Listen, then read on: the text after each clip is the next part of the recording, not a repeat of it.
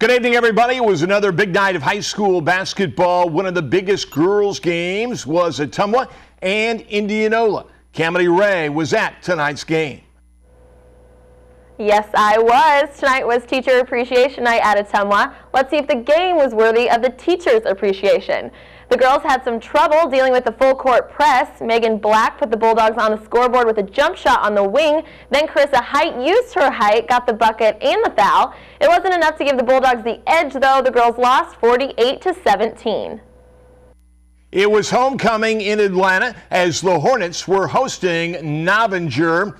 So I guess it's appropriate that homecoming queen Samantha Reed would get the rebound and the basket early on. Then the Wildcats would get those points back as Emily Reardon goes baseline, give the assist to Abby Parton and the basket to Ashton Ross. Gentry Rogers drives better than a new Mercedes, but Atlanta was on cruise control as they won it by 20. The final was 60-40.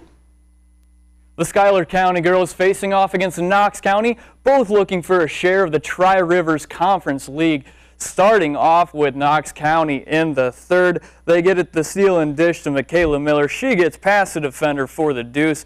Now Schuyler on the fast break. Jacqueline Bushnell takes it straight to the hoop to get back within 5, but Knox shuts Schuyler down tonight. Here's Sarah Dooley's bounce pass to Taylor Lincoln. Knox County wins 48-31.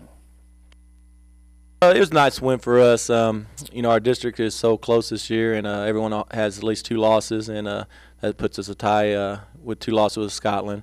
So, you know, they're a district team too, and, you know, we can go into district C now and say, you know, we beat them 2 out of 3 times. Let's head to another big homecoming game as La Plata hosted Cairo.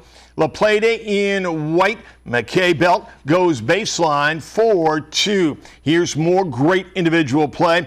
Alex Wehar uses her left hand as she drives for 2. Kaylee Lean has the range for the Bulldogs. Sam Jett, she had another strong game for La Plata, but Cairo would go on to win it. The final 39-33.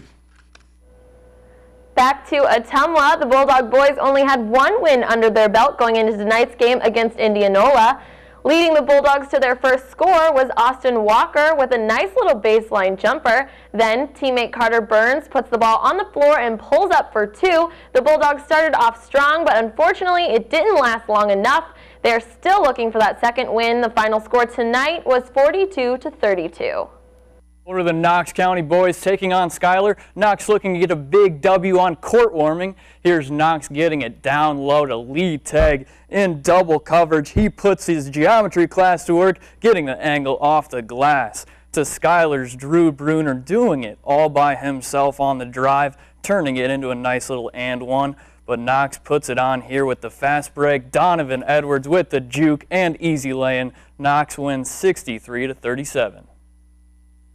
We'll have a complete list of scores in just a minute. Let's go through some winners in boys play. It was Cairo, Macon, Sigourney, Atlanta, Moulton Udell, and Sheridan. In girls action, winners included Atlanta, Pekin, Central Lee, Knox County, EBF, Cairo, Palmyra, Keota, Milan, Moulton Udell, and Sheridan. Because Kirksville played in a Christmas tournament, they haven't had a lot of games in January. Next Tuesday, when the Tigers face Boonville, it'll be their first game in 10 days. What's the team doing to stay sharp? Just got to change up practice, make it competitive, try and keep the guys upbeat as much as you can. It is tough because it's a grind. Basketball's a grind. It's a long season. So we're just going to try and change up practice, things we do there, and try to keep it competitive for them. It'll be quite a weekend in college basketball for area teams. The Truman State men's basketball team will be home tomorrow at 3 to face Fort Hays State. The Bulldogs should still be flying high after last night's win over Nebraska Kearney. They scored 5 points in the final 20 seconds to win it by 1.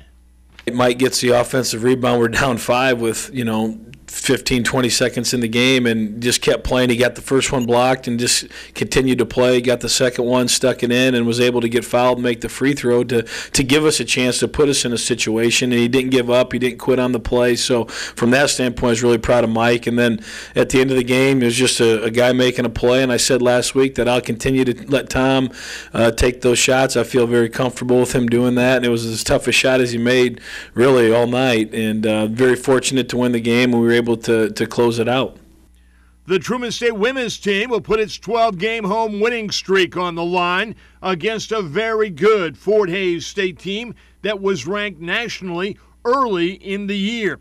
Once again, defense will be the key. Well, we're going to have to stay out of foul trouble in the post. I think defensively we'll be able to match up with their big kid. On the perimeter, I like us in any game. I think we've got really good guards that will match up and neutralize their perimeter game. It's just going to come down to who makes shots, who plays the smartest. It's going to be a tough game. It's going to be a grind to the end. Indian Hills will hit the road tomorrow to face a very good 15-5 Marshalltown squad.